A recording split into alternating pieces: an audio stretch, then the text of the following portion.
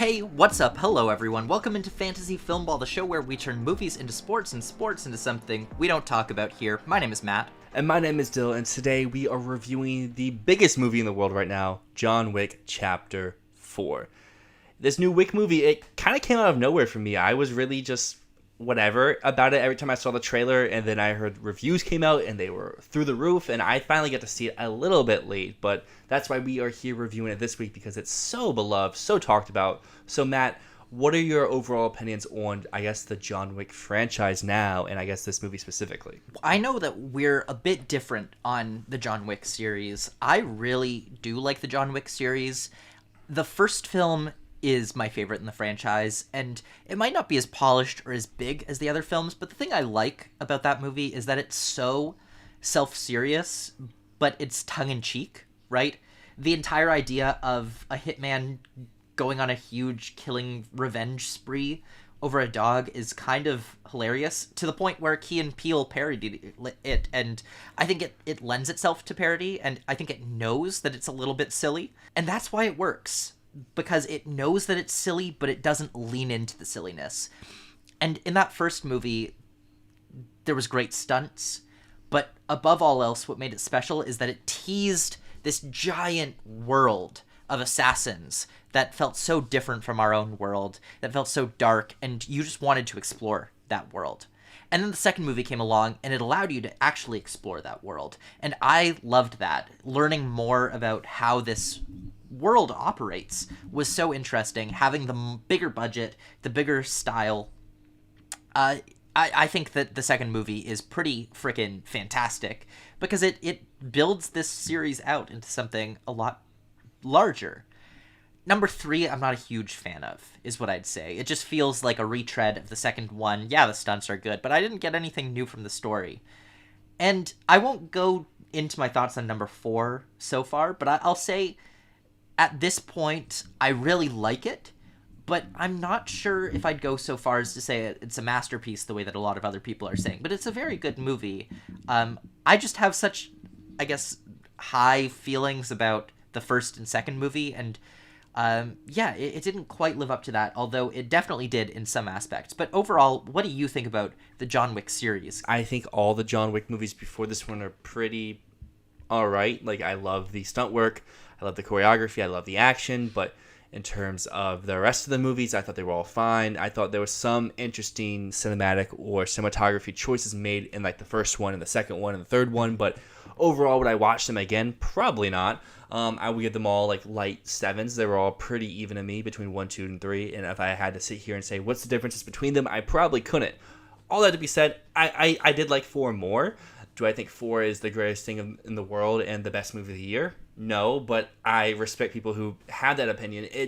I think it definitely does elevate the choreography and the stunts, and it has some more visually interesting cinematography and production design and type stuff, but overall I thought it was still more of the same. You're getting the same movie just on a bigger scale, which there isn't an issue with that. Just as someone who's whatever on the first 3, I'm not going to get as much out of that as people who adored or love, whether it's just the first 2 or all 3 of them. Overall, I really do like this movie. I think that what it does well is it delivers inventive, constantly exciting fight scenes with great visuals.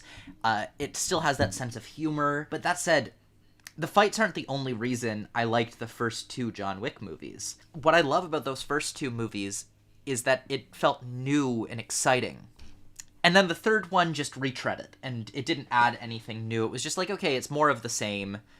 And I didn't feel like anything in Chapter 4 was new or exciting or fresh. It was just really fucking well done. Like, if I had to rank what movie has the best fight scenes, it's probably this one. It's this one. Not probably. It's for sure this one. This has great fight scenes, very varied fight scenes, a lot of different fighting styles. It's big. It's bold. It doesn't innovate the same way that I feel like the first 2 do, but it just does it incredibly well. I think my biggest issue with the John Wick movies is I don't really care about John Wick. But that's what I like about this movie is I care about everyone else. Like, I cared about Kane, I cared about Akira, I cared about a lot of the other smaller characters that you meet throughout. But for Wick himself, I'm just like, yeah, I get it, and I don't feel like you really added anything over the course of 4 movies other than, like, yeah, he misses his wife and he wants to get out of this world, but I don't really know much else about him or what he thinks or feels, which I think can work, but, like, if you compare this to another very stunt-heavy franchise of the Mission Impossible movies, I think I know so much more about Ethan Hunt than I could even get, like, in one movie than I can get from John Wick and 4. Well, that's the thing. He's an enigma. He's a mystery.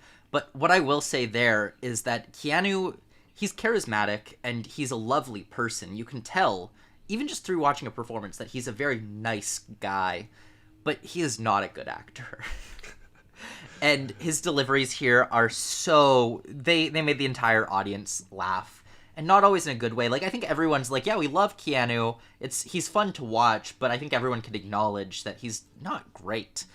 But the added aspect to that is when you have these stunts done by some of the best fighters in the world, when you have Donnie Yen doing these fight scenes, when you have so much great choreography, I don't fucking buy that Keanu Reeves has survived in this world for that long. When they say that this guy is the most deadly assassin in the world and it's like very stiff motions, I'm not buying that he's the one that no one can kill because everyone else looks so much better. It gives me flashbacks of, you know, that scene in The Irishman where Robert De Niro kicks the guy and he's beating the shit out of him on the sidewalk and you're like, that is an old man fighting. Stunt Ensemble nominee. You can really tell that Keanu has aged 9 years since the first movie. And I know that he's a vampire that looks like he's never aged, but in his movements, you can tell this man has sore joints. I hate to say it, but I just don't buy at this point that John Wick is the one no one else can kill. And I agree with you. Everyone else in the movie was more compelling than Wick himself. Well, speaking of some of those compelling aspects, outside the characters, I mean, the technical stuff in this movie, like I mentioned, I think this is what elevates 4 over the first 3. It's because of cinematography, the sound design, the production. It just looks all more grander and more... I mean, obviously, they got a bigger budget as they went along, but you can really see they put the budget to good use. It's not like, oh, we had to pay the actors more to return for each movie. It's like, no, we put the budget into our set pieces. We put it into how the camera moves. We put it into all the background, the extras. It does not look like they like VFX and extra people in these fight scenes. Like everyone was physically there in that moment and were fighting, which I think really elevates the action for this movie. The production design has always been really good in these films, but the element that has stood out to me the most is production design here, especially the Marquise Palace, the room with all the paintings. Dear God, that is a spectacular visual. As well as the nightclub with the waterfalls where he goes to fight the big man, whose name escapes me, in Berlin. But the thing I loved about that sequence is so often in these action movies, they'll have so many extras at the beginning of the fight, and then as soon as the fight starts, all the extras leave, and it's just an empty space, because it's easier to film a fight scene with no one else that needs to be there. It's safer that way. And it's less complicated, because fight scenes can take a long time to film, and if you're paying extras to be there just to fill the space, that's unnecessary. But I like in this fight scene that they had all these extras around, just hanging out, not even noticing because the music is so loud. So no one's stopping dancing, even while 2 guys are trying to murder each other. I loved that.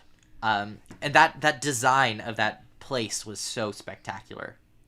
I like how we're going to mention 2 different set pieces that we like the most, because the Osaka Continental one was my favorite, just because you get to add in some of the more visually stunning cinematography choices with the red lighting, with a lot of the stuff that you get to do there. But my highlight for the movie in general would have to be that bird's eye view point of view shot that happens in the France area. Yes. I don't want to go too much into spoilers, but that sequence, I was like, yes, if you're going to give this movie awards, this is the reason for it. It's because of how just I would even say inventive it is, because there's moments where like you're like, okay, we're done. Like, nope, we're coming right back up. We're going to continue it. Obviously, that probably wasn't all one take. There's probably like hidden cuts here and there, but it was just so impressive and so fun to actually watch in that moment. I completely agree. That sequence was pretty stunning. But that said, I'm going to diverge a little bit on cinematography and say I'm not going to get behind this getting awards buzz for the cinematography, simply because, yes, it has pretty lighting. Yes, it looks goddamn stunning most of the time, but bright lights and bright colors doesn't mean motivated. And at times I didn't feel like the cinematography had purpose beyond just looking really fancy and really pretty. Sometimes it just felt like the motivation is it needs to look cool. Dan Lauston is a technical genius, but the choices didn't always feel purposeful. I wouldn't say this needs the nomination. I would just say if you were going to say that's the sequence, I would like promote that sequence more than the like the light ones. But I think if this movie gets any sort of Oscar love, it would be with the sound, because I think that's the most impressive like technical level thing for this. I guess for you, was there any other Oscar possible chances here? Well, I mean, if the Oscars were to add a stunt category, this would be a surefire nominee.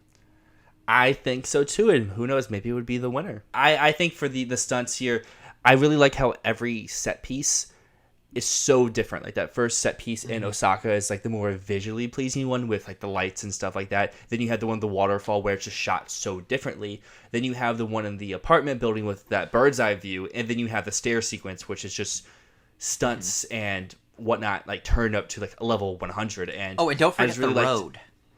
Yes, and the road too. Like every and that one's so much more like physical stunts because you're getting hit or running into things. And I just really like how with this movie specifically, every fight scene was different than the one that came before. Like I think that is maybe one of the reasons why I wasn't huge on John Wick 1 through 3 is because they were kind of the same fight scenes, just you change out a pistol for a knife, or you change out a hotel for a lobby or something like that. And it's the same type of fighting, just in different settings. While this one, it's 4 very different types of stunts, of fighting, of battles, and 4 very different settings. One thing I will say, though, and I think this is also kind of why I'm not as high on this movie, is a lot of these locations it feels like we have seen fights in before, especially in the John Wick movies.